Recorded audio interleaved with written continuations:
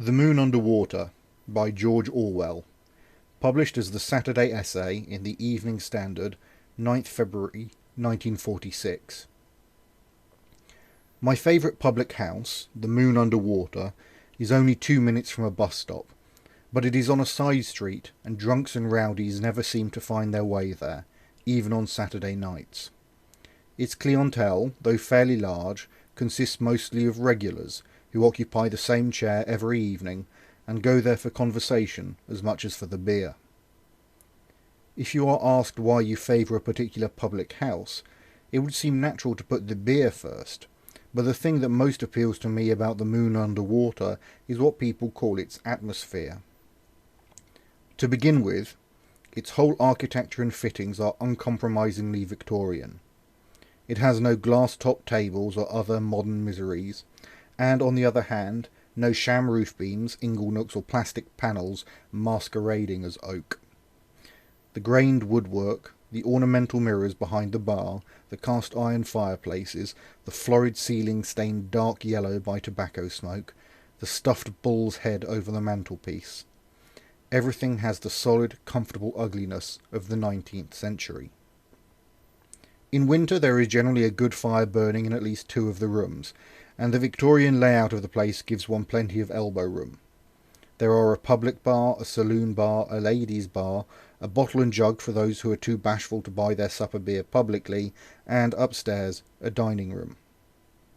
Games are only played in the public, so that in the other bars you can walk about without constantly ducking to avoid flying darts. In the Moon Under Water, it is always quiet enough to talk. The house possesses neither a radio nor a piano, and even on Christmas Eve and such occasions, the singing that happens is of a decorous kind.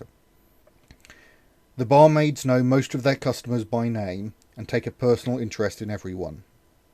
They are all middle-aged women. 2 of them have their hair dyed in quite surprising shades, and they call everyone dear, irrespective of age or sex.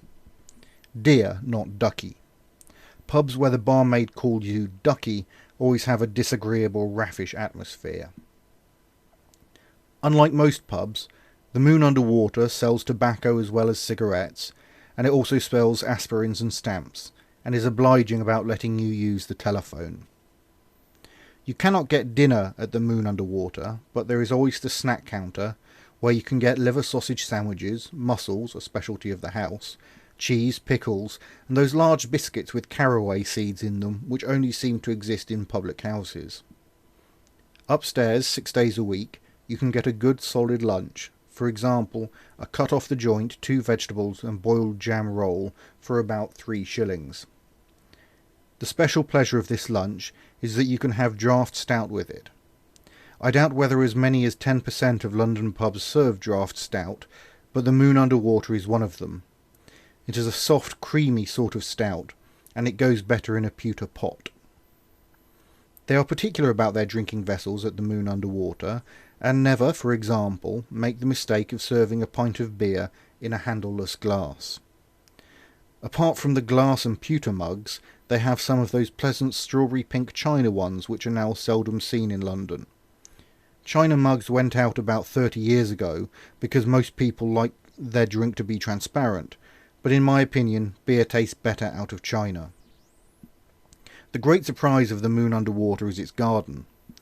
You go through a narrow passage leading out of the saloon and find yourself in a fairly large garden with plane trees, under which there are little green tables with iron chairs round them. Up at one end of the garden there are swings and a chute for the children. On summer evenings there are family parties, and you sit under the plane trees having beer or draft cider to the tune of delighted squeals from children going down the chute. The prams with the younger children are parked near the gate. Many as the virtues of the Moon Under Water are, I think that the garden is its best feature, because it allows whole families to go there, instead of mum having to stay at home and mind the baby, while dad goes out alone. And though, strictly speaking, they are only allowed in the garden, the children tend to seep into the pub, and even to fetch drinks for their parents. This, I believe, is against the law, but it is a law that deserves to be broken, for it is the puritanical nonsense of excluding children, and therefore to some extent women, from pubs that has turned these places into mere boozing shops instead of the family gathering places that they ought to be.